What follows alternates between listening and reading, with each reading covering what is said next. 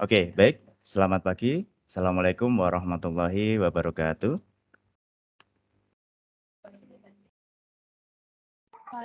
Waalaikumsalam warahmatullahi wabarakatuh. Oke, salam sejahtera untuk kita semua. Gimana kabar adik-adik semuanya? Semuanya sehat ya? Alhamdulillah, Pak. Alhamdulillah sehat ya. Oke, baik. Jadi pada pagi hari ini ya kita akan memasuki pertemuan di minggu kelima ya. Jadi adik-adik sebelumnya sudah belajar ya dari materi yang bab 1 sampai dengan bab 4 ya. Terakhir adik-adik kita sudah belajar mengenai rangkaian logika dasar ya, di mana kita juga di sana juga belajar mengenai tabel kebenaran, bagaimana menggunakan teorema Boolean, teorema De Morgan dan sebagainya. Nah, untuk minggu ini ya kita akan belajar mengenai rangkaian logika kombinasional. Ya, jadi di sini saya ingin sampaikan bahwa targetnya nanti di pertemuan ini adik-adik nanti diharapkan mampu menjelaskan serta mengimplementasikan rangkaian logika kombinasional dari contoh-contoh kasus perancangan yang sederhana, gitu ya. Nah ini nanti juga kita juga akan berlatih bagaimana nanti kita ya sebenarnya merancang rangkaian logika kombinasional yang paling sederhana. Nah, di sini ya, rangkaian logika kombinasional. Bedanya dengan rangkaian logika yang dasar itu apa sih? Nah, kemarin adik-adik sudah belajar mengenai ada gerbang AND, ada gerbang OR ya, ada gerbang NOT gitu ya, maupun juga yang kombinasinya ya, ada NAND dan juga NOR. Nah, rangkaian logika kombinasional ini bisa dilihat di sini adik-adik ya. Ya, jadi sistem digital yang dibangun ya tentunya akan memiliki input-input dan juga memiliki output. Nah, kita nanti ya sebagai engineer ya, kita akan mendesain sistem logikanya gitu ya. Nah, sistem logika inilah nanti yang disebut sebagai rangkaian logika kombinasional. Ya, jadi rangkaian kombinasional ini sebenarnya adalah rangkaian yang dia menerjemahkan gitu ya. Jadi dari berbagai kombinasi nilai-nilai input ya, yang kemudian menjadi nilai-nilai output. Kemarin kita sudah belajar mengenai tabel kebenaran adik-adik. Ada yang masih ingat? Nah, kira-kira apa sih tabel kebenaran yang kita pelajari di pertemuan sebelumnya? Silakan, ada yang ingin coba untuk menjawab bisa open mic.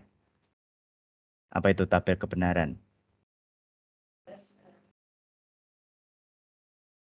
Ya, ada yang pengen mencoba untuk menjawab tabel kebenaran?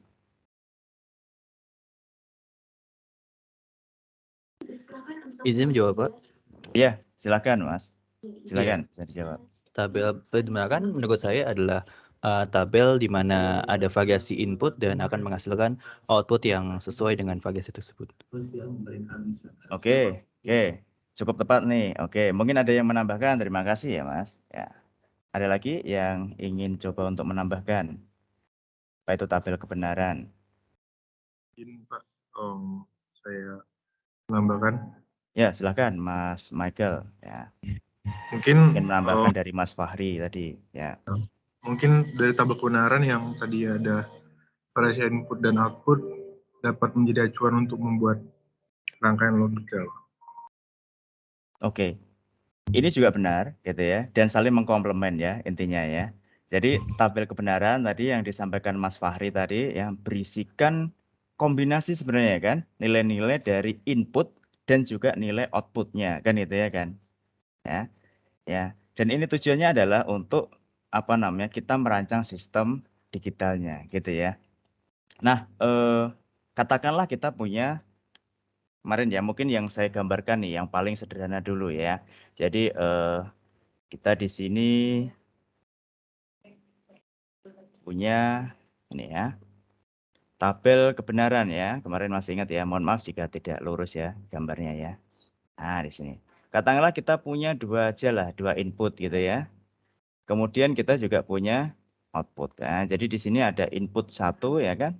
Katakanlah A, di sini B, di sini adalah outputnya. Nah, berarti kan kita sebenarnya ingin memetakan ya kan, ya kombinasi nilai-nilai input terhadap output. Nah, kita selalu mulai ya sebagai orang sistem digital ya, perhitungannya mulai dari 0 ya kan, di sini 0, 1, 2, 3 ya kan. Karena di sini ada 2 kombinasi input ya, maka kemungkinan adalah ada 2 pangkat 2 kombinasi ya kan. Nah, di sini berarti adalah 0, 0 ya kan. Di sini ada 0, 1, di sini 1, 0, 1, 1.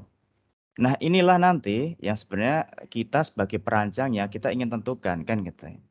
Ya, outputnya itu yang kita inginkan seperti apa sih gitu ya. Katakanlah kalau kita mengikuti logika ya kemarin kita pelajari ya, logika N ya. Masih ingat logika N? Kalau N gimana? Di sini outputnya adalah N ya, di sini N. Maka kalau 0, 0 maka outputnya apa kalau N? Yuk, ada yang coba jawab? Izin jawab, Pak. Ya, silakan. Keluarannya 0, Pak. Keluarannya 0. Oke, betul ya. 0. Kalau 0, 1? 0 juga, Pak. 0 juga. 1, 0? 0. 0 juga. Dan 1, 1, maka? 1. 1, betul ya. Ini kalau kita mengikuti ya sistemnya, berarti sistem yang ada di sini ya. Sistem logikanya adalah logika N kan gitu. Ini yang sangat simpel ya. Kita hanya menggunakan satu gerbang saja, gerbang N gitu. Nah, nanti pada implementasinya adik-adik tentunya akan merancang sistem yang jauh lebih kompleks ya. Katakanlah inputnya nggak cuma 2, bisa jadi 3, 4, 5 gitu ya. Kemudian juga outputnya kombinasinya mungkin tidak akan mengikuti jenis logika-logika dasar saja. Ya, sehingga kita butuh namanya rangkaian logika kombinasional. Nanti kita akan belajar bagaimana cara sintesisnya gitu. Sehingga di sini nanti adik-adik akan belajar ya bagaimana ya mengubah dari tabel kebenaran gitu menjadi rangkaian logika. Gitu ya, menggunakan teknik sintesis dari rangkaian logika kombinasional. Nah, sehingga pada pertemuan kita hari ini saya akan coba sampaikan ya ini dalam 4 subtopik ini. Yang pertama adalah adik-adik nanti perlu tahu juga ya mengenai bentuk dari sum of product dan juga product of sum. Ya, yang kedua, adik-adik ya kemarin sudah dibekali dengan teorema Boolean, teorema De Morgan ya. Nah, itu nanti bisa kita gunakan untuk menyederhanakan rangkaian logika. Baru setelah itu nanti ya kita akan merancang ya, kita akan cobalah kita pakai case study gitu ya dari contoh-contoh yang simple, yang sederhana, bagaimana kita merancang rangkaian logika kombinasionalnya. Nah, SOP dan POS ya. Sum of product. Masih ingat ya, kalau sum itu gerbangnya apa? Sum. Sum itu kan plus ya. Apa tuh kalau sum? Ada yang masih ingat ya? Coba. Or, betul. Ya, betul sekali Mas Huda ya. Jadi sum itu adalah or. Kalau produk itu kan sebenarnya kan dot produk perkalian ya kan. Nah, itu kan sebagai simbol dari gerbang apa? N, Pak. Gerbang N. Nah, sehingga sebenarnya ya bentuk SOP dan POS ini itu hanya gabungan dari 2 itu. Nah, nanti di situ juga akan muncul ya gerbang not ya sebagai inversi dari inputnya. Nanti akan kita lihat bagaimana caranya. Nah, ini seperti ini. Jadi kalau sum of product di sini ya, sum of product berarti kan jumlah dari perkalian ya kan. Jumlah ini kan jumlah dari perkalian kan gitu ya. Kalau yang POS berarti adalah product of sum. Berarti perkalian dari penjumlahan kan gitu. Sehingga nanti kalau diimplementasikan dalam bentuk ekspresi boolean ya, yang sum of product nanti bentuknya akan menjadi seperti ini ya. Jadi ada di sini kan n ya kan, input yang di n kan ya kan, entah itu yang inversi maupun non inversi, kemudian di or kan gitu ya. Kalau product of sum ya, itu nanti bentuknya akan menjadi seperti ini. Ya, jadi ada input-input yang di or kan ya kan, kemudian nanti di akhir akan di end kan. Gitu ya. Cukup simpel ya, cukup simpel. Nah, ini nanti ya, jadi SOP dan POS ini nanti bisa kita gunakan untuk parameter simplifikasi dan juga untuk sintesis tentunya ya dari tabel kebenaran. Nah, kita lihat ya, ini bentuk-bentuk SOP dan juga POS ya di sini. Ya, ini yang oke ya. Jadi dilihat di sini ya, inversinya 1:1. Karena yang diinversi adalah yang inputnya saja. Namun bagaimana kalau bentuknya seperti ini? Nah, coba ada yang bisa coba jelaskan enggak? Kalau yang sebelah kiri ini bentuk SOP atau POS sih? Ya, ada yang coba mau jawab? Silakan. Tadi siapa ya yang open mic? Silakan, nggak apa-apa. Oke, SOP yang ini. Betul? SOP? Yang lain setuju? SOP? Mas Faizi menjawab SOP. Ya, teman-teman yang lain menjawabnya gimana nih? Kira-kira. Ada satu lagi jawaban yuk. Kita coba bandingkan.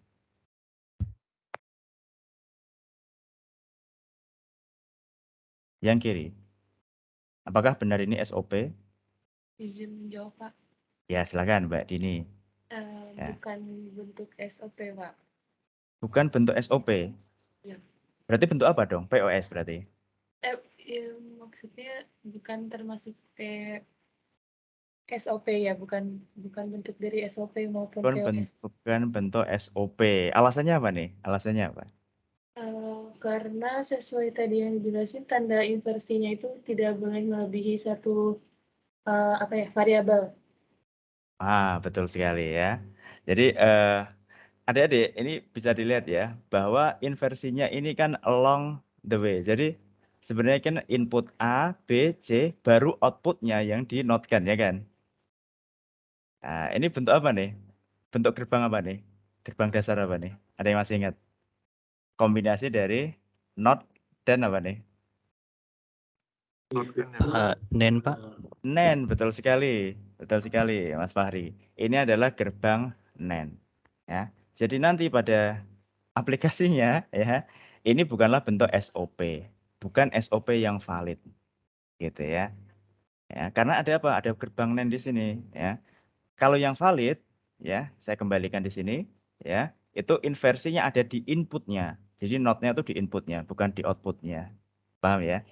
Kemarin kita sudah coba gambarkan itu ya. Nah, ini jadi bentuk yang tidak valid. Begitupun jika ada yang seperti ini. Ya, ini kan berarti kan A, input A, di-OR-kan dengan B, baru outputnya yang di-not-kan kan gitu. Ini kan berarti gerbang NOR kan gitu. Ya, jadi ini bukan bentuk POS yang valid. Nah, bagaimana caranya supaya kita bisa membawa ke dalam bentuk yang valid ya? Kita konversikan ya kan dengan teorema De Morgan yang kemarin ya kan. Coba ya, kita coba ya di sini. Nah, ini kita coba coret-coret di sini. Ya. Di sini ya, ini kan gerbang NAND ya kan. Masih ingat ekuivalennya apa? Kalau gerbang, masih ingat ya teorema De Morgan ya yang kemarin ya? Apa tuh? Yuk, ada yang coba bantu jawab yuk. ABC dinotkan. Ya, itu kalau digambarkan kan berarti kan A, B, C gini ya kan? Di N-kan ya kan? Di N-kan. Nah, berarti gini ya kan? Kemudian di sini kan gini kan? Ini kan gerbang NAND kan jadinya kan? Ekuivalennya apa nih? Masih ingat teorema De Morgan? Ya, teorema De Morgan. Ini adalah berarti apa? Not A ya kan? Di-OR-kan dengan not B, di-OR-kan dengan not C. Baru kalau kita sudah konversikan seperti ini, nah ini baru bentuk yang valid nih dari SOP. Itu ya adik-adik ya. Ya nanti silakan bisa dibuka lagi ya di pertemuan ke-3 dan 4. Nah, gitu. Itu juga untuk yang POS ya kan? Di sini ya, POS. Ya. Di sini kan berarti gerbang NOR tuh. Gerbang NOR berarti diubah jadi apa? Gerbang NOR. Berarti kan di sini ada A or B. Ya. Berarti kan sama aja ekuivalen ya kan? Dengan apa? Not A di-N-kan dengan not B, kan gitu. Sehingga kalau sudah diubah ke sini, nah ini sudah menjadi bentuk yang valid, ya, baik itu yang SOP maupun yang POS. Oke, kita main tebak-tebakan sekarang. Ya. Nah, nomor 1A nih, kira-kira apa nih 1A? Kalau 1A. Which of the following expressions is in SOP form? Sum of product. Yang mana kira-kira? Coba kita tandai, yuk dibantu jawab yuk. Yang A SOP ya, Pak? Yang A SOP. SOP. A SOP, oke. Kemudian yang B, sekalian aja deh ya Mbak Nika ya. Yang B, SOP enggak?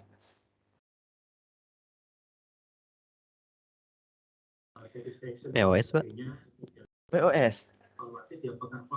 Coba, ini berarti ini POS ya, yang ini SOP. Oke, kita jawab dulu. Nggak apa-apa Mas Fahri, tebak-tebak dulu, nggak apa-apa. Nanti baru saya jelaskan ya. Silahkan yang C apa tuh? Berarti yang C. Yang C POS, Pak. Yang C POS, Pak. Yang C POS. Oke, kemudian yang D. SOP tidak valid. Berarti bentuk invalid ya? Ya, Pak. Invalid. Nah, oke. Kita lihat sekarang ya. Terima kasih untuk bantuan jawabannya. Nah, ternyata ini SOP. Yang B itu bukan POS ya, tapi SOP. Kenapa kok bisa begitu? Nah, kemarin adik-adik sudah mempelajari mengenai sifat distribusi ya. Sifat distribusi ya. Di teorema Boolean itu kan ada ya. Ya, itu kan didistribusikan tuh ya kan, sehingga menjadinya sebenarnya kan ABC ya kan, dan ABD kan gitu ya kan. Nah ini kan SOP nih, ini N, yang ini OR kan gitu ya. Itu SOP, sama dengan SOP. Ya betul, yang C adalah POS gitu ya. Kemudian yang D itu adalah bentuk invalid. Namun dari invalid ini sebenarnya kita bisa bawa ke bentuk SOP ya kan.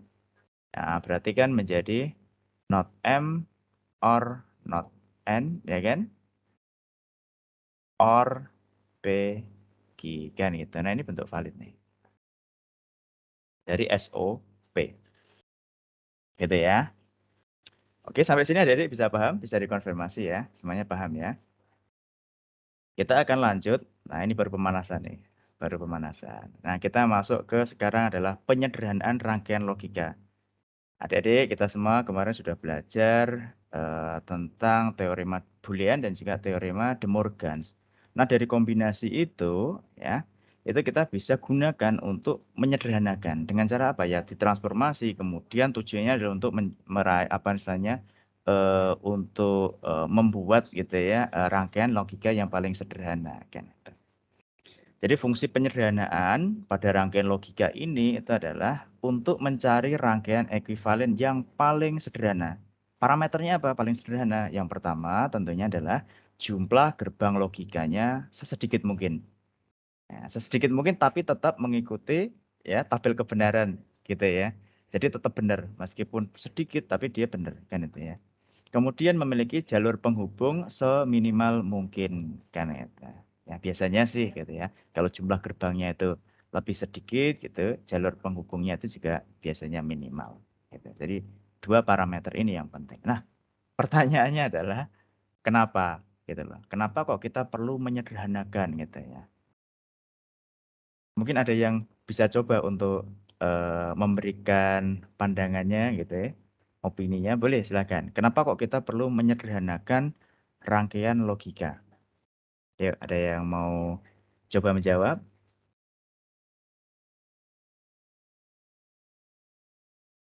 Atau saya tunjuk nih? Permisi, Pak.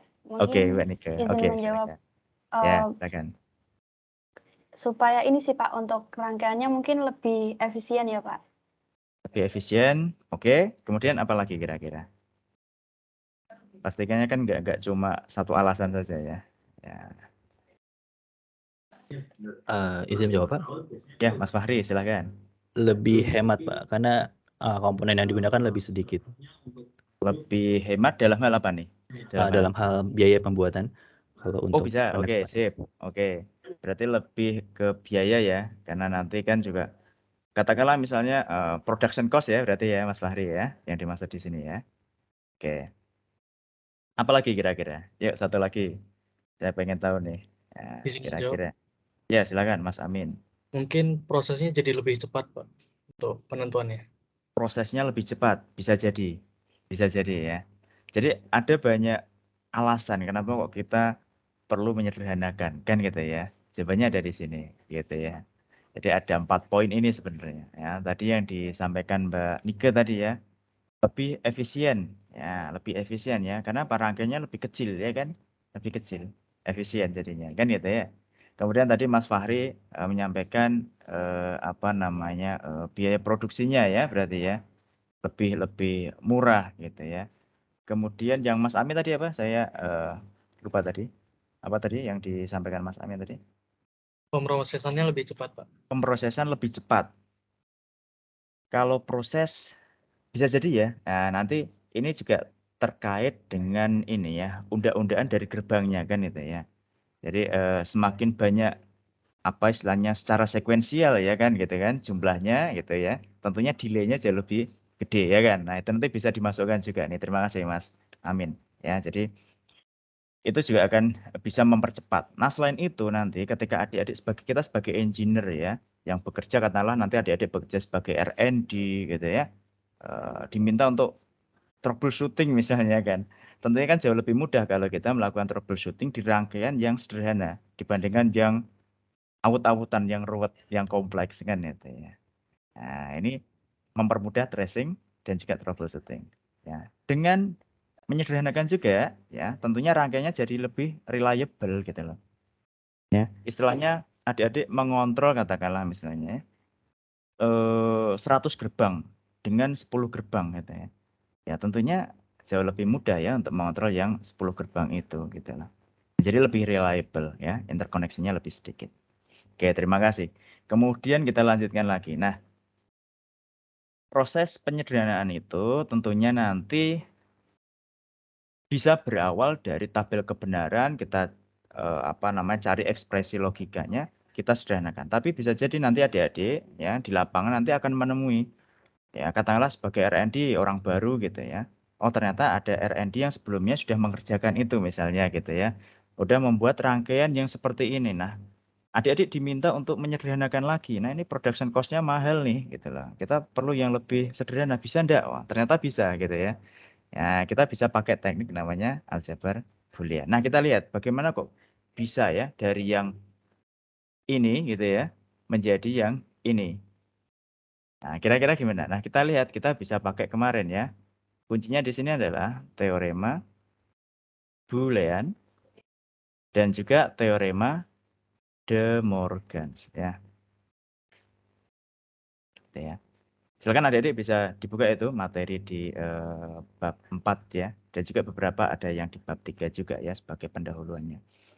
Nah, seperti gini misalnya ya.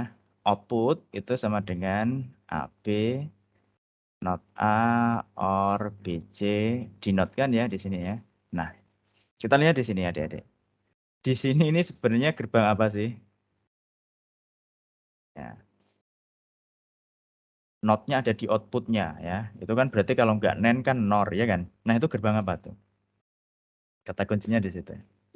NOR, Pak. Betul, di sini adalah gerbang NOR ya, Mas Fahri. Betul, terima kasih.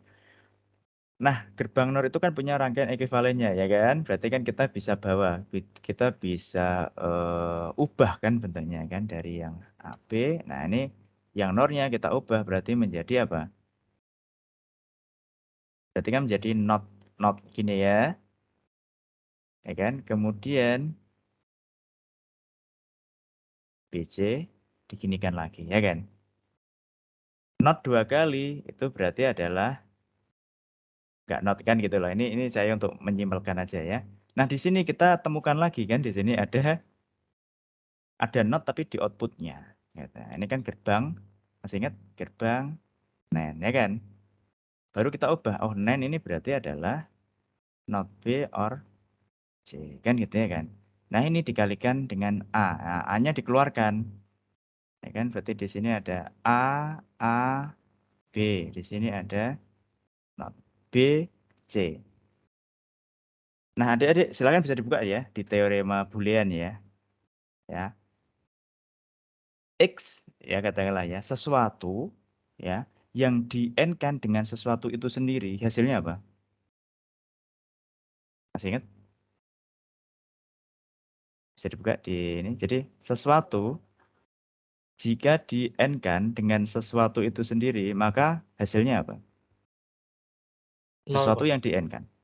Sesuatu yang yakin. Yakin Sesuatu. nol enggak? Sesuatu itu Yakin. sendiri ya, Pak? Sesuatu tersebut. Sesuatu itu sendiri, betul ya kan? Katakanlah misalnya kita pakai 0 atau 1 kan di sistem digital kan kita cuma mengenal 0 dan 1 ya, biner ya kan? 0 di-n-kan dengan 0 ya kan? 0 ya kan dirinya sendiri ya kan? 1 di-n-kan dengan 1 ya dirinya sendiri juga ya kan? Berarti ini X ya. Berarti di sini adik-adik ya, yang AA ini berarti bisa menjadi A, B saja kan itu ya kan? Kemudian baru not B, not B, ini not C ya, sorry ya. Ini tadi salah nih, kurang ya. C, gini ya. Kemudian karena nggak cukup, saya pindah di sini ya, enggak apa-apa ya. Kemudian baru kita gunakan sifat distributifnya. Ya, sifat distributifnya.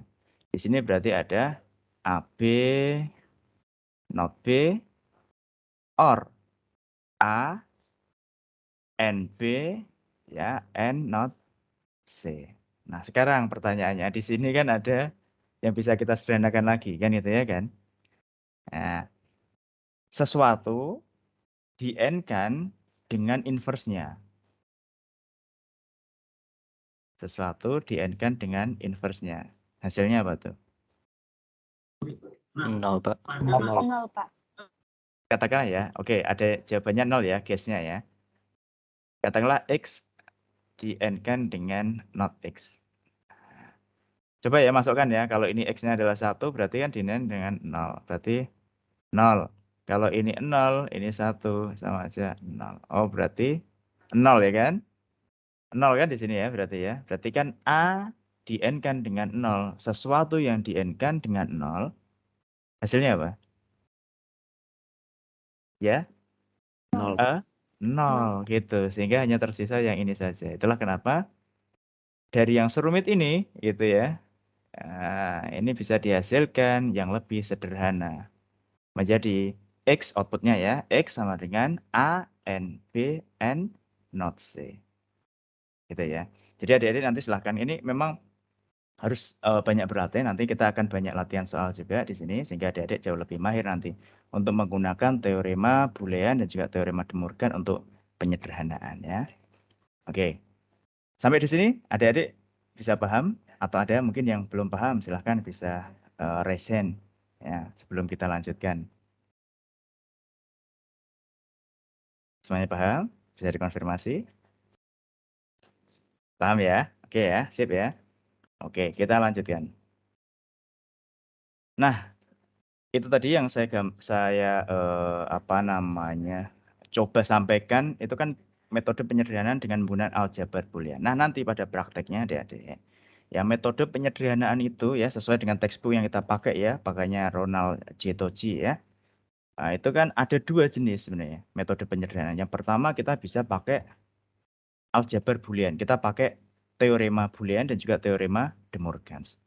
Nah, ada satu lagi metode penyederhanaan yang dia menggunakan peta-peta ya, kan gitu ya. Pakai kotak-kotak gitu ya. Itu namanya peta Karnoff ya atau Karnoff map. Gitu ya. Jadi ada 2 itu nanti yang akan kita pelajari. Nah, metode penyederhanaan dengan aljabar Boolean ini itu cukup ya. Cukup sebenarnya untuk kita gunakan katakanlah dengan input yang tidak terlalu banyak ya. Namun karena sifatnya yang trial dan error gitu ya. Kita kan nyoba-nyoba tuh ya. Kalau istilah orang Jawa adalah tok gematok kan itu ya kan. Nah, kita coba kan satu-satu kan itu. Bisa jadi ya hasil akhirnya itu bukan yang paling sederhana ya gitu. Bisa jadi gitu ya. Ya. tergantung ketelitian kita juga, kan gitu ya. Nah, kalau peta Karnow dia lebih simpel dan lebih pasti karena dia berbasiskan apa namanya map ya, peta. Gitu ya. Sehingga adik-adik nanti kita akan belajar dua metode itu. Nah, di pertemuan ini kita akan belajar dulu dengan metode aljabar Boolean.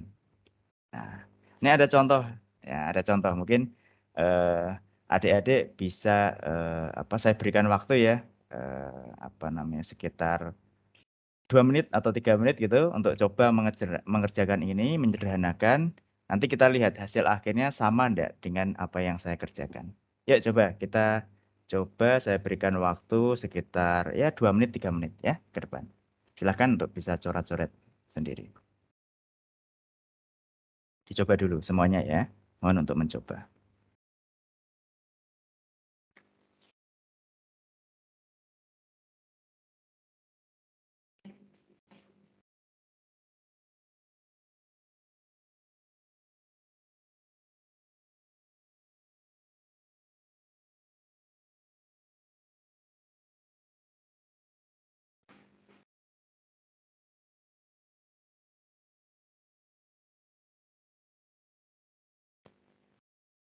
Silakan bisa dibuka ya apa namanya materi ya yang sudah saya berikan di bab 3 dan 4. Nah, clue-nya ada di situ untuk menyederhanakannya.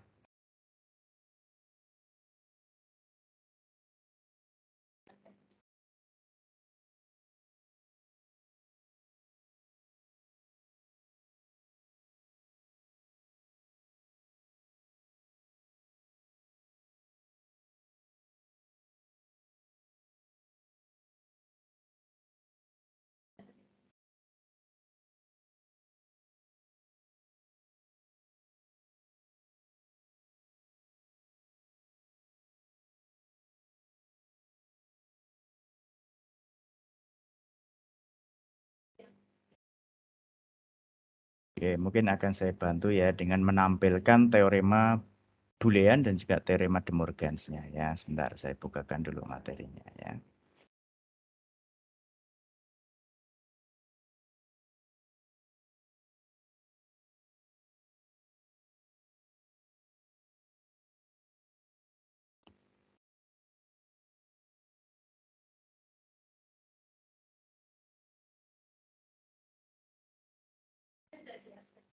Nah, ini ya. Bisa terlihat ya, adik-adik silakan. Bisa dicoba pakai yang ini ya. Ini dari pertemuan 4 nih.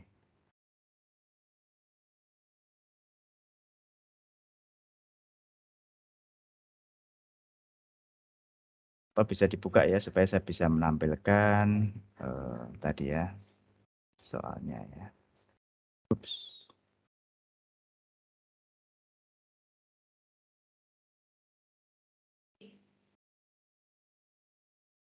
Nah.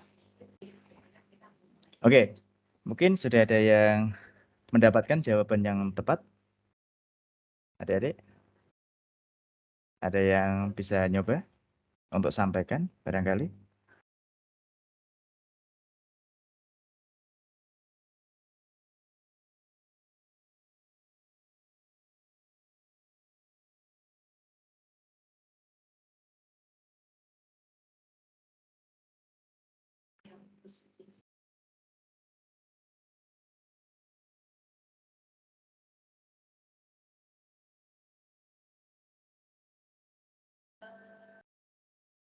Oke, ada yang mau coba? Mau Untuk coba ya, jawab? Pak? Boleh, silakan Mbak Nika. Ya. Kan itu ABC ditambah AB dinotkan, terus yang terakhir itu A dinotkan. Nah, itu kan yang terakhir itu yang kurung itu Pak, yang AC itu kan bisa dibuka.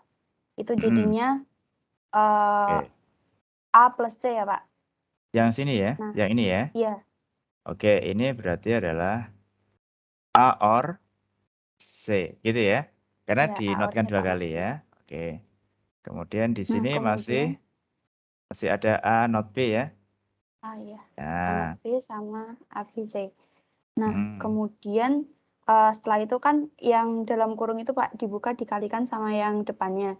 oke. Jadinya kan A not B. Oke, A, karena A-nya 2 kali ya, AA ya, A Iya. di-N-kan dengan A ya kan, berarti jadi kemudian A sendiri Pak, sama A, not B, not B, sama C, C. Nah, di sini masih ada A, B, C.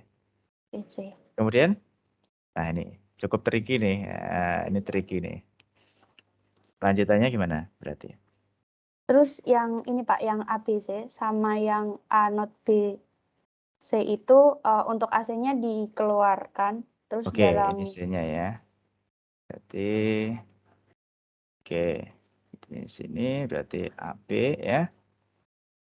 A not B, gini ya. Di sini masih ada A not B, gini ya. untuk yang A-nya dikeluarkan juga Pak, jadi AC dalam kurung Oh, B. oke, di sini Nggih. ya, betul.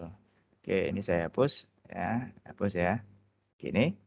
Kemudian Ya. hasilnya apa? Saya pindah sini ya, nggak Nah apa-apa ini ya, karena slide-nya nggak iya Pak, Nah, kemudian itu kan berarti yang di dalam kurung itu kan sama dengan 1 ya Pak, ini sama berarti dengan 1, yakin 1? Kenapa 1? nggih, yakin. Tadi di slide sebelumnya sudah ditampilkan Pak, saya cek hasilnya Oke, 1.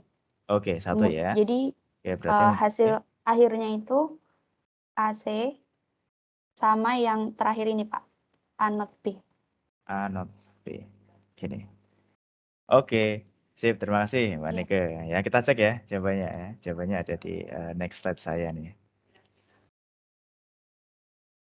Nah, jawabannya sudah betul ya Mbak Nike ya. Sampai sini ya tadi ya. Sampai di sini ya. Nah, sebenarnya kita juga bisa ya. We can now factor out A ya. Sehingga kita bisa keluarkan kan A-nya juga kan itu kan. A, C, not B. Ya. Sebenarnya dua-duanya ini ya, apa namanya? Saya nilai sudah paling sederhana lah. Silahkan nanti kalau dilihat nanti kan gerbangnya kan juga hampir sama ya. Gerbangnya kan hampir sama nanti ya kan. Kalau yang ini yang 3 ya. Kalau yang ini yang AC AB itu kan sama aja, di sini ada OR ya terakhirnya ya kan. Ini OR ya kan, di sini ada AND. Ya, di sini ada NOT ya. Sama-sama 3 ya. Cuman ya ini ternyata ini ternyata belum paling sederhana nih ya. Berarti kita harus sampai ke sini nih Mbak Nike dan juga adik-adik ya. Nah, sampai sini ini yang paling sederhana karena dia cuma ada 3 ya, ada AND, OR dan juga NOT. Sedangkan kalau kita pakai yang tetap yang ini, yaitu berarti kan ada OR, ada 2 AND, ada 1 NOT. Ada 4 ya. Nah, gitu. Jadi nanti dilihat juga ya jumlah dari gerbangnya. Oke, sip Mbak Nike, terima kasih. Jadi, nah tekniknya gitu ya. Bagaimana sih untuk memudahkan penyederhanaan dengan menggunakan aljabar boolean ya. Yang pertama, adik-adik cari dulu. Ya, sesuai yang nomor 1 itu ya. The original expression is put into SOP form by repeated application of De Morgan's theorems and multiplication of terms. Jadi nanti silahkan dicari dulu bentuk dari NaN dan NOR. Nah itu dulu yang diubah ya ke dalam bentuk SOP atau POS kan gitu. Baru kemudian nanti adik-adik menggunakan lah itu ya sifat distributif, komutatif, asosiatif yang ada di teorema Boolean itu, termasuk juga menggunakan sifat-sifat Boolean yang lain gitu ya. Nah, satu lagi nih ya, simplify the expression sekarang yang ini. Nah, kita langsung saja ya.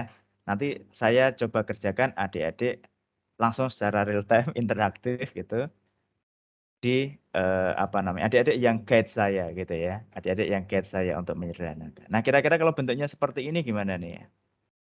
Nah, silakan bisa sambil buka ini ya, materi di bab 4 juga ya. Di situ ada ini ya, teorema Boolean dan juga teorema De Morgan ya.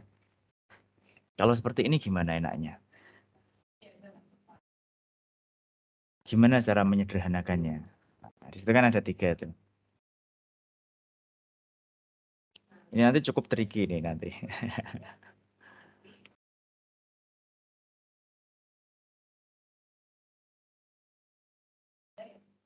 Apa yang dikelompokkan dulu? Yuk coba kita lihat di sini. Yang sama apa sih? Yang bisa jadi A-nya Pak. A-nya. Oke, berarti yang A-nya sama berarti ada ini, Ada ini juga sama ya. Nah, ini yang mana berarti? Ada 2 kan berarti kan? Nggak cuma A kan? Kalau kita pakai yang ini, yuk ada yang mau coba bantu yuk? Izin bantu Pak. Ya, silakan Mas Fahri, yuk. Kalau dari saya kepikirannya ini Pak, yang tengah itu kan bisa dipakai untuk yang sama yang kiri sama yang kanan ya Pak, Oh, ini untuk bisa dipecah ke gitu. oke, common ini ya, common inputnya ya. Iya Ini kan benar. di sini ada kalau yang A not B dia sama kayak yang ini ya kan? Kalau yang AC dia sama kayak ini ya. Nah, berarti mungkin idenya Mas Fahri replikasi ya ini ya, replikasi ya. Karena tadi kita punya sifat kan, sesuatu yang di-OR-kan dengan sesuatu itu sendiri, maka hasilnya adalah Sesuatu. sesuatu itu sendiri kan gitu ya. Sehingga ya oke, ini oke kita coba ya. Berarti yang di sini tengah kita jadikan 2 saja. A not B C, A not B C gitu ya. Sedangkan di sini adalah A not B not C. Di sini A B C. Ya, mohon maaf ya kalau tulisannya kurang bagus ya. Tapi adik-adik paham ya. Nah, di sini ya kita coba cari dulu yang sama ya tadi ya. Apa Mas Fahri berarti yang sama Mas? A dan not B Pak. A dan not B ya. Berarti yang masih di dalam kurung ada not C dan C. Oke. Kemudian yang ini dengan yang ini, yang common apa? Ini C ya, sorry ya, ini bukan not tadi. Ah, gini. Nah, kalau yang itu A sama C Pak, A dan C. A dan C-nya ya, berarti di sini adalah not B dan B, ya kan? Di sini berarti menjadi 1 ya. 1, di sini juga 1. Sehingga menjadi A not B or A and C. Ya, baru pakai sifat tadi ya, distributif ya. Sehingga dikeluarkan A-nya. Jadi not B or C. Itu adik-adik paham ya sampai di sini ya. Jadi nanti itulah kenapa sifatnya memang trial dan error ya untuk yang teorema Boolean ini ya. Nah, sehingga adik-adik harus kreatif ya, harus kreatif dan juga sering-sering mencoba ya. Tujuannya adalah supaya jumlah gerbangnya sesedikit mungkin kan gitu. Dan juga interconnection lainnya juga paling sedikit, paling minimal. Sampai sini paham ya adik-adik ya. Boleh pakai teknik replikasi seperti ini boleh. Ya. Asalkan tidak menyalahi aljabar Boolean. Ya. Oke, kita lanjutkan ya. Sama ini jawabannya sama. Ini nanti samalah ya. Nanti mungkin kita bisa skip ya. Adik-adik nanti bisa coba ya secara mandiri nanti di sini juga. Nah, kemudian saya ingin tanyakan nih ya, untuk simplifikasi oke ya, adik-adik ya. Ada yang masih kesulitan barangkali? Sebelum kita lanjutkan ke subtopik yang terakhir, keperancangannya nih. Ini yang jadi intinya sebenarnya.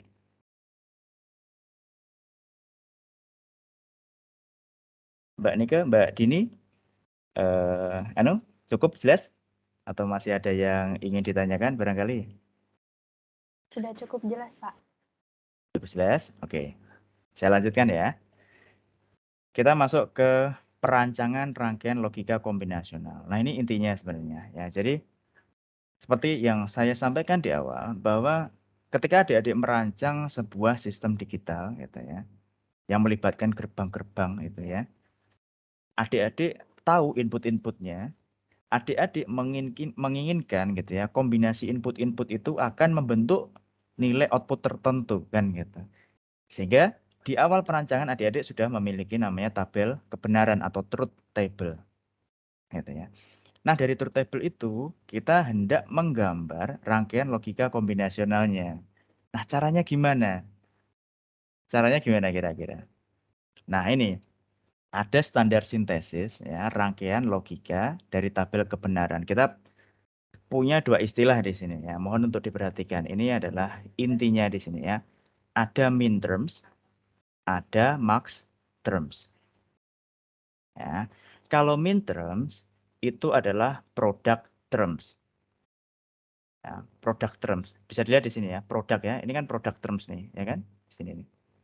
Produk itu berarti kan perkalian ya. Perkalian itu kan n ya kan? Sebenarnya di sini kan n ya. Ya. Kalau min terms dia pakainya adalah product terms, berarti pakai n. Kalau max terms yang di sini ya, yang max terms itu pakainya adalah sum terms. Sum terms itu berarti adalah di sini ya. Ini kan or ya kan. Gitu. Nah, ini standarnya. Nah, standarnya. Katakanlah adik-adik di sini kan nilai input nih, ya kan. Di sini kan nilai input. Kalau adik-adik ingin menuliskan katakanlah ya min terms dari 0. 0 itu kan berarti kan 0, 0, 0 ya kan. Nah, bentuk dari min terms-nya itu berarti adalah ini. Kalau 0 dia maka dianggap not. Karena di sini inputnya adalah x, y, z ya.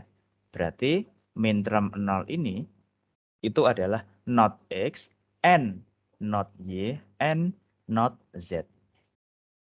Gitu ya. Ini min terms untuk yang term 0. Ini kan 0 ya kan. Di sini kan 0, 1, 2, 3, 4, 5, 6, 7 ya kan. Karena inputnya ada 3, maka kombinasinya kan 2 pangkat 3 ya kan. Berarti urutannya adalah dari 0 sampai 2 pangkat 3 dikurangi 1. Nah, berarti 0 sampai 7 kan itu ya kan. Katakanlah misalnya kita ambil yang agak random gitu ya. Di sini ya misalnya ya. Yang 5 ya. 5 itu kan 101 ya kan. X-nya 1, Y-nya 0, Z-nya 1. Maka bentuk min terms-nya adalah yang ini. Karena X adalah 1, maka dia tidak diinvertkan, tidak diinversikan. Karena Y 0, maka dia dinotkan. Karena Z adalah 1, maka dia tidak diinversikan. Berarti adalah X and not Y and Z. Gitu. Ini cara penulisan kalau adik-adik menggunakan min terms. Kalau pakai min terms. Kalau pakai max terms, karena ini adalah sum terms, berarti pakainya adalah or gitu. Ya. Misalnya adalah inputnya adalah 0, 0, 0, ya kan? Di sini M0 ya.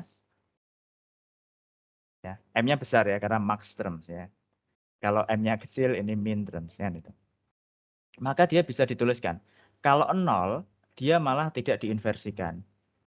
Ini sebenarnya terkait dengan tadi loh, apa namanya, efek dari teorema de Morgan, ya kan? Itu kan ada rangkaian ekuivalen tadi ya kan?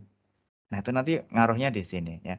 Sehingga kalau kita tuliskan max terms di sini, ya, itu adalah 0, 0, 0 berarti adalah X or Y or Z.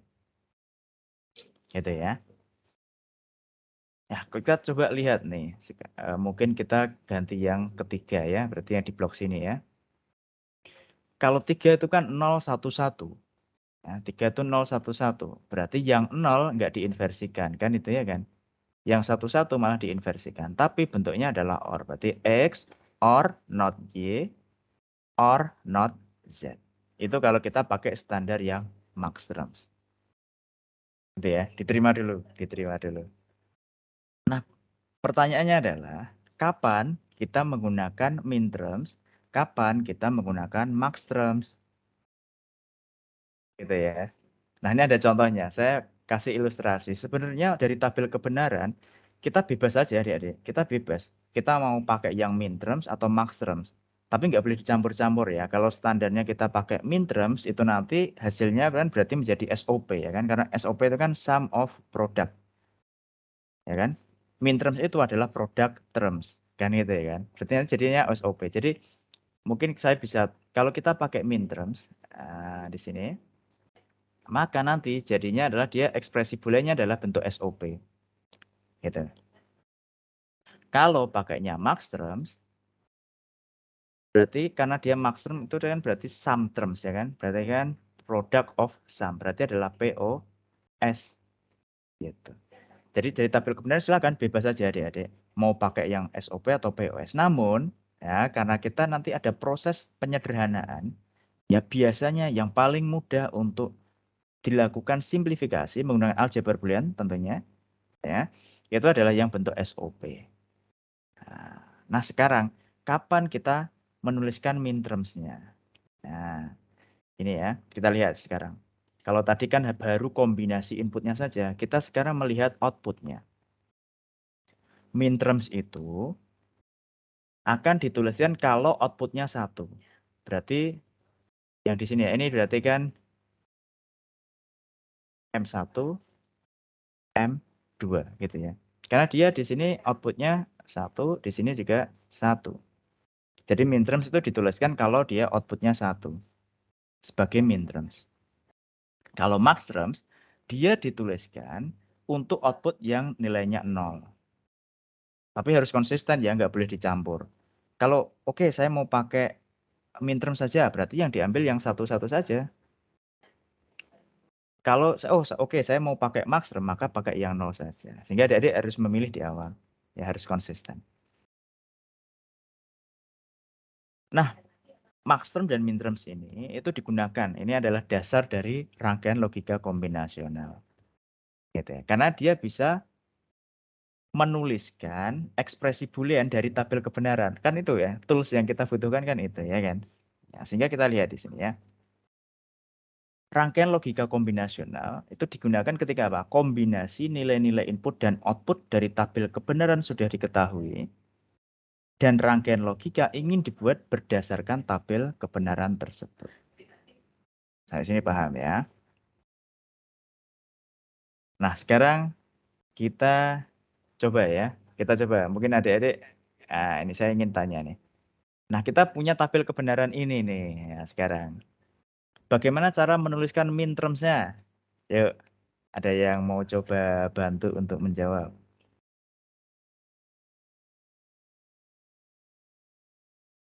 Cek-cek, silakan.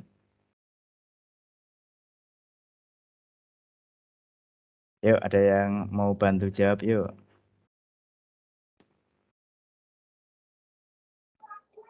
Izin menjawab, Pak. Ya, silakan Mas. Untuk minterm ya, Pak. Ya, untuk minterms. Berarti not A. Bentar, yang di mana berarti? Nah, kita kan punya 0, 1, 2, 3. Kira-kira yang dituliskan minterms-nya yang mana nih? Yang outputnya 1, Pak. Yang outputnya 1. Berarti M1 ya. Dan juga M2. M2. Oke, kemudian kita tuliskan, nggak apa-apa di sini ya, karena di kanan ada gambarnya. Oke, silakan lanjut. Gimana yang M1? Berarti not A and B. Not A and B, oke. Kemudian itu yang M1 ya. Kemudian M2 A and not B. A and not B. Betul ya. Betul ya Mas Sanusi ya. Jadi di sini ya kita sudah menghasilkan M1 dan M2. Yang nolnya gimana? Ya nggak usah ditulis karena kita pakainya kan standarnya minterms ya. Kemudian karena kita pakai SOP ya kan di sini kan. Berarti di sini kan OR ya kan. Jadi berarti di sini kita punya bentuk SOP gitu ya selanjutnya ya kan. Berarti bentuk outputnya X-nya itu ya. Berarti karena di SOP ya sum of product ya. Berarti M1 di-OR-kan dengan M2 kan gitu ya. Sehingga bisa dituliskan dalam bentuk not A and B or A and not B. Terima kasih Mas Lukman Sanusi ya atas bantuannya. Ya, jadi kita sudah menghasilkan di sini. Jadi adik-adik sampai sini itu sudah bisa menuliskan ekspresi boolean ya kan dari tabel kebenaran. Nah, sekarang pertanyaannya, kalau pakai POS gimana? Kalau pakai POS ya gimana? Mungkin ada yang mau bantu jawab kalau pakai POS. Silakan. Yuk, dibantu yuk. Clue-nya tadi apa kalau POS?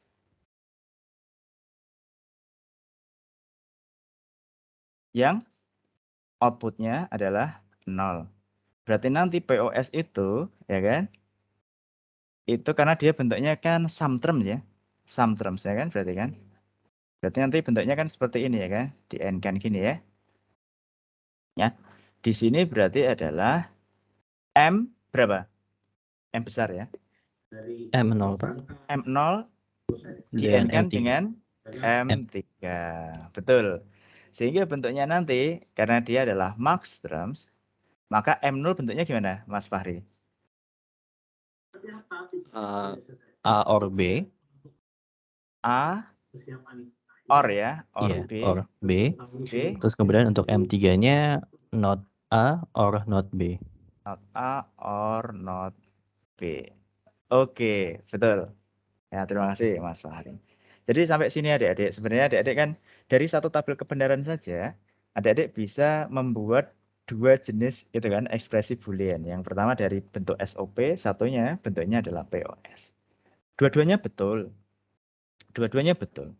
Tapi nanti permasalahannya ini kan baru 2 input.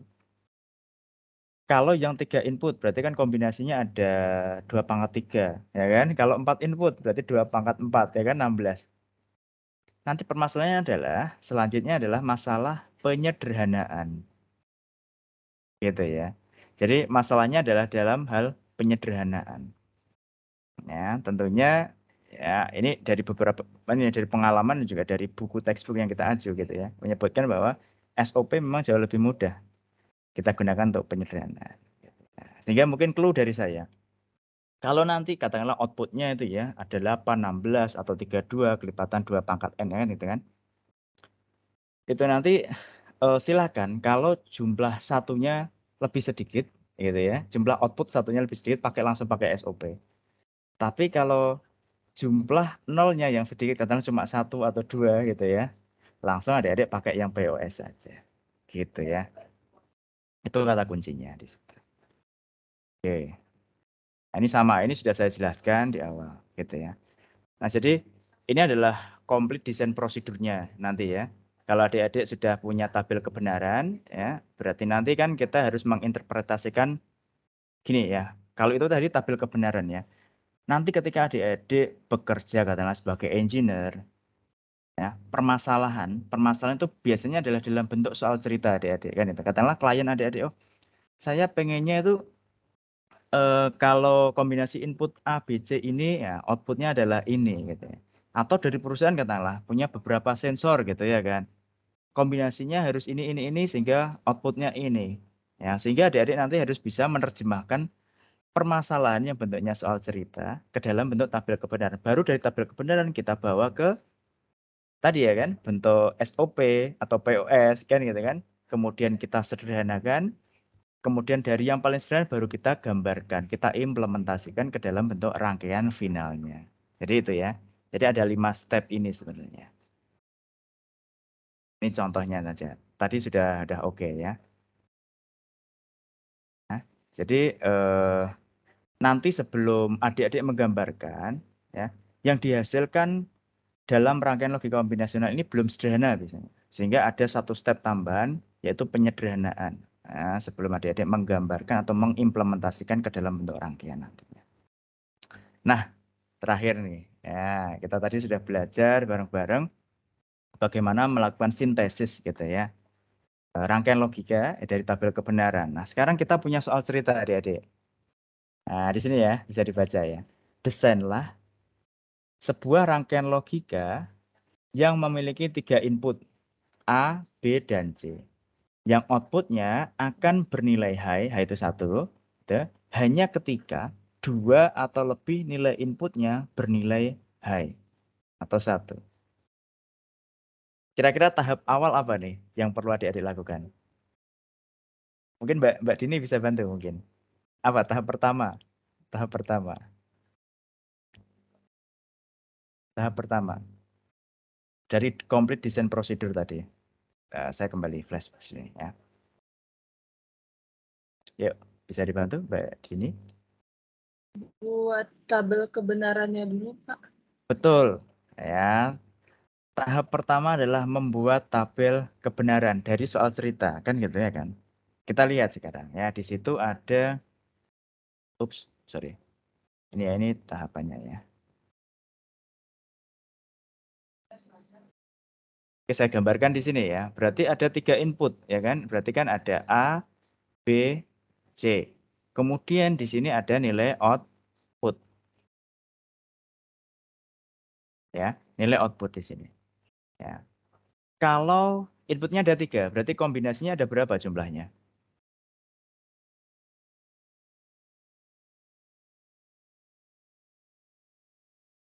Berarti yang di sini Ada 8. ada 8 ya. Berarti dari 0 sampai 7 ya kan? Nah, ini tuliskan ya dalam bentuk binernya ya kan 001 ya kan, kalau yang satu ini 000 ya. Kemudian 001 bla bla bla sampai 111.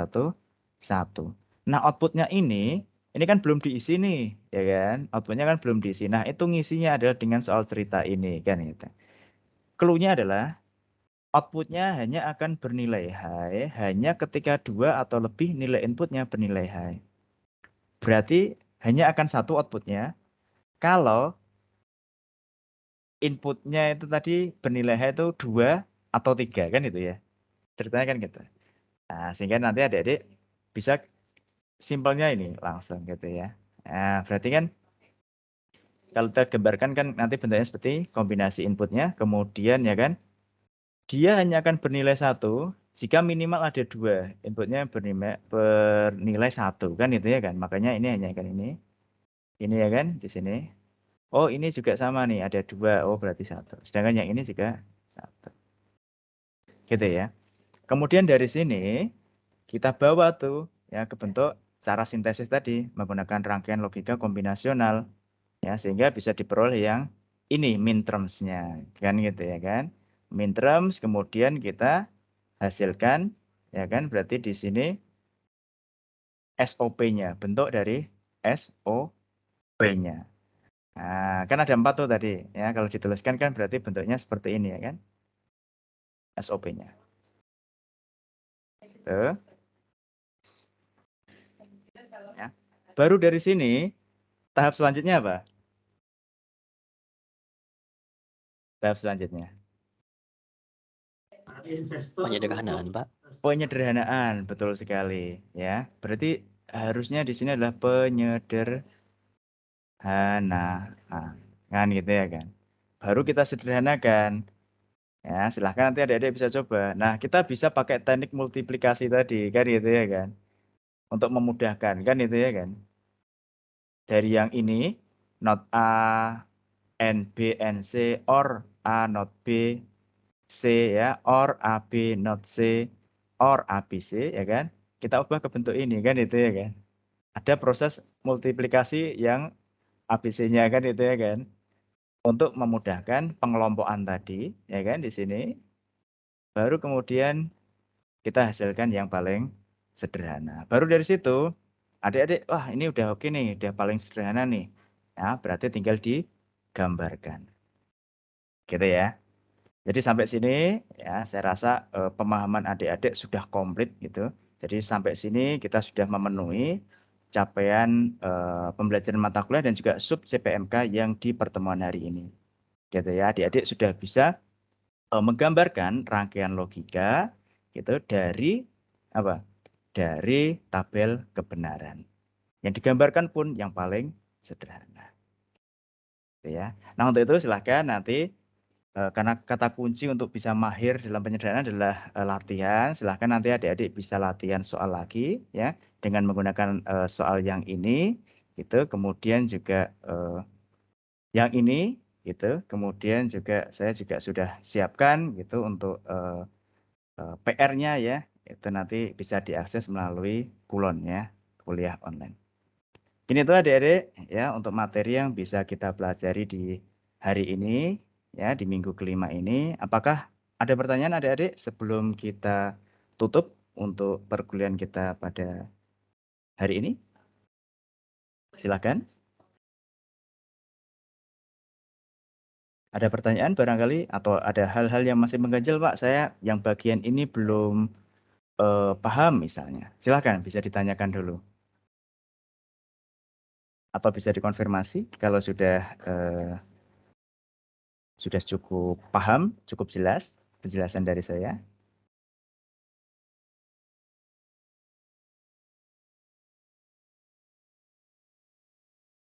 Oke. Sudah cukup jelas ya? Sudah, Pak. Bisa Iya, sudah sudah cukup Jelas, jelas? Pak. Oke, oke. Baik, kalau dirasa sudah cukup jelas, maka untuk pertemuan hari ini ya di minggu kelima ini bisa kita cukupkan. Harapannya apa yang saya sampaikan ya bisa memberikan manfaat kepada adik-adik, memberikan pemahaman fundamental untuk perancangan sistem digital di kemudian hari. Ya, yang bisa adik-adik manfaatkan nantinya. Oke, terima kasih ya atas partisipasi aktifnya. Jangan lupa untuk mengerjakan PR-nya dan juga latihan soalnya ya supaya adik-adik nanti bisa lebih mahir dan juga lebih paham lagi ya sebagai fondasi untuk mengikuti perkuliahan di pertemuan selanjutnya. Terima kasih. Mohon maaf jika ada kekurangan. Saya akhiri. Wassalamualaikum warahmatullahi wabarakatuh. Waalaikumsalam. Waalaikumsalam. Terima kasih. Terima kasih, Pak. Waalaikumsalam. Terima Oke, kasih, Pak. terima kasih semuanya. Makasih, Pak. Ya, tetap jaga kesehatan ya.